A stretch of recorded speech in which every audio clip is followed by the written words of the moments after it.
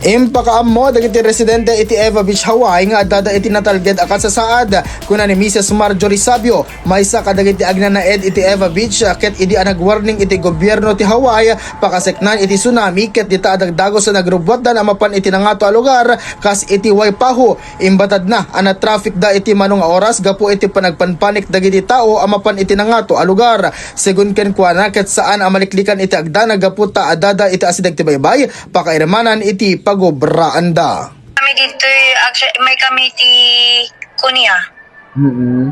Nangat nga to lahing isuna. Bali, 𝙍𝙀𝙀𝙎𝑗𝑎𝑉𝑐𝑠 isuna. Ngayon nangat nga to kami nga park iti 𝙍𝙀𝙀𝙀. Ayan, may itata, ado kami met nga nakapark ito yen. Awang pasig pa itata umay kami, ba't tata umad ado ti nakapark sa ito yen. Ado pa iji-unig ti park.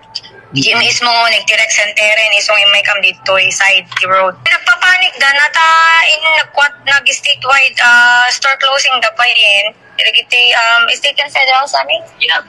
State and federal employees pinag-aawit dan. DJ pagubraan na dito yung anak ko tinegsagpete boss nanhan kasumsumbreken ko na kasi close kami ko na.